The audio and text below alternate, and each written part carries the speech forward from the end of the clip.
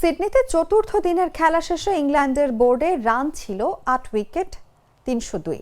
শেষ ভরসা হিসেবে ১৪২ রানে অপরাজিত ছিলেন জ্যাকব বেথেল। কিন্তু পঞ্চম দিন ইংলিশরা ব্যাট করতে পেরেছে মাত্র ১৩.২ ওভার। তাতে নতুন করে রান যোগ হয় মাত্র ৪০। পঞ্চম দিনের প্রথম সেশনে ৩৪২ রানে অল আউট হয়ে ১৬০ রানের লক্ষ্য দেয় অস্ট্রেলিয়াকে।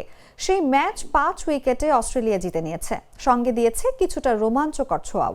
তবে লক্ষ্যটা ২০০ ছাড়ানো হলেও ভিন্ন কিছু ঘটলেও ঘটতে পারত। তবে উসমান খাজার ক্যারিয়ারের শেষ টেস্ট নিশ্চিতভাবেই হারতে চাইত না অজিরা। জ্যাকব বেথেল ১৫৪ রান করে মিচেল স্টার্কের বলে অ্যালেক্স ক্যারিকে ক্যাচ দেন উইকেটের পেছনে। ৩২৮ রানে নবম উইকেট হারায় ইংলিশরা। পরে ৩৪০ রানে জশ টাংকে ফিরিয়ে ইংল্যান্ডের ইনিংসের সমাপ্তি টানেন মিচেল স্টার্ক।